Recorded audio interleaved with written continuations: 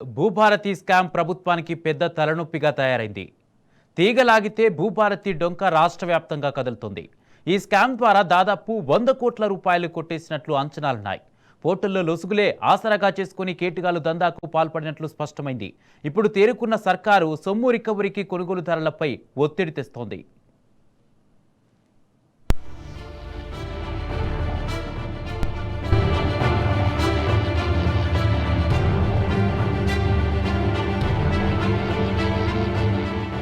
ధరణికి దీటుగా కొత్త పోర్టల్ తీసుకొచ్చామని కాంగ్రెస్ సర్కారు గొప్పలు చెప్పి జబ్బలు చరుచుకున్నా ఇప్పుడా పోర్టల్లోని లొసుగులే ఆసరాగా కేటుగాళ్లు దందాకు తెగబడడం కలకలం రేపుతున్నది. సాఫ్ట్వేర్లో లోపాలు, ఈ చలానా చెల్లింపు, లావాదేవీలపై తనిఖీ వ్యవస్థ లేకపోవడంతో ఆన్లైన్ సెంటర్ల కేంద్రంగా ప్రభుత్వ ఖజానాకు గండిపడింది. 5 రోజుల క్రితం జనగామ తహసీల్దార్ ఫిర్యాదుతో వెలుగులోకి వచ్చిన స్కామ్ లో ఇప్పటి వరకు 4,800 డాక్యుమెంట్లపై 48 కోట్ల సొమ్ము దారిమళ్లినట్టు అధికారులు చెబుతున్నా వాస్తవానికి 100 కోట్లకు పైగానే ఉన్నట్లు తెలుస్తున్నది. జనగామలో స్కామ్ తీగలాగితే రాష్ట్రంలోని అన్ని జిల్లాల్లో డొంక కదులుతున్నది.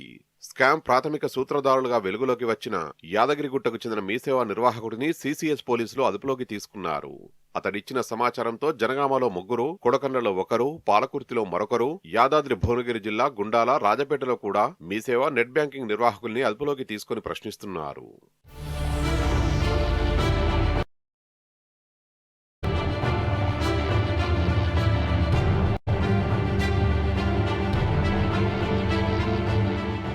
యాదగిరిగుట్ట, కొడకళ్లకు చెందిన మీసేవా ఆన్లైన్ సెంటర్ల నిర్వాహకుల లాగిన్ ఐడి, పాస్వర్డుతోనే మీసేవా కేంద్రాలు, నెట్ సెంటర్ల ద్వారా భూభారతి స్లాట్ బుకింగ్ లావాదేవీలు జరిగినట్లు తెలుస్తున్నది. యాదగిరిగుట్టలో అశోక భూభారతి రిజిస్ట్రేషన్ కేంద్రాన్ని నడిపిస్తున్న పన్నీరు బస్వరాజే ఈ స్కామ్ లో కీలకంగా మారినట్లు తెలుస్తున్నది. అదేవిధంగా కొడకండ్ల మీసేవా నిర్వాహకుడు కూడా ఈ స్కామ్ లో కీలకంగా వ్యవహరించినట్లు పోలీసులు గుర్తించారు.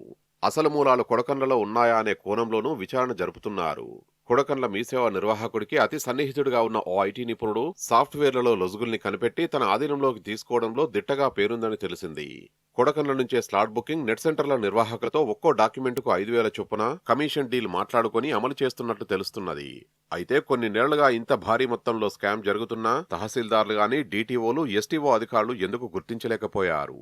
ఇందులో ఆయా శాఖల అధికారుల పాత్ర ఏమైనా ఉందా అనేది విచారణలో తేలాల్సి ఉంది.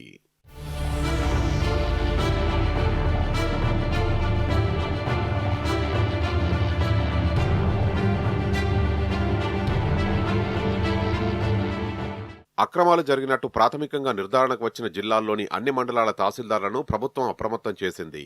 అక్రమార్కులు కొల్లగొట్టిన సొమ్మును ప్రభుత్వ ఖజానాకు జమ చేసి లోటును పూడ్చుకునేందుకు భూములు కొనుగోలు చేసిన డాక్యుమెంట్ యజమాని నుంచి డబ్బు రికవరీకి నోటీసులిచ్చింది.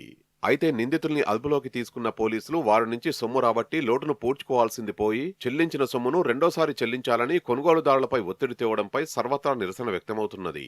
జనగామ జిల్లా కేంద్రంలో వెలుగు చూసిన భూభారతి చలాన్ల స్కామ్ యాదాద్రి, రంగారెడ్డి, నల్లగొండ, సిద్దిపేట, జనగామ జిల్లాలతో పాటు అక్రమార్కులు తమ నెట్వర్క్ ను రాష్ట్ర వ్యాప్తంగా విస్తరించినట్లు అనుమానాలు వ్యక్తమవుతున్నా దీని వెనుక అసలు కీలక సూత్రధారి ఎవరన్నది పోలీసు విచారణలో తేలాల్సి ఉంది.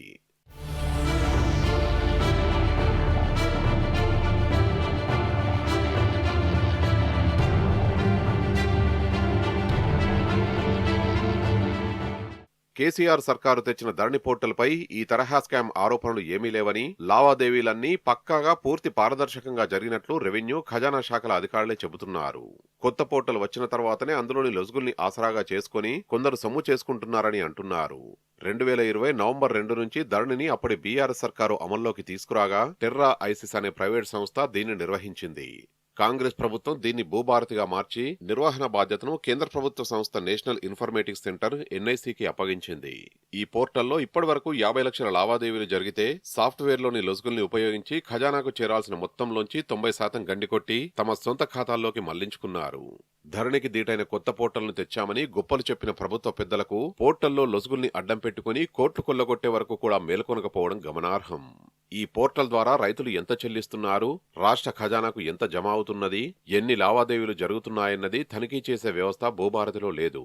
ఈ వైఫల్యం ఏడాదిన్నరగా స్కామర్లకు కలిసొచ్చిందని అంటున్నారు.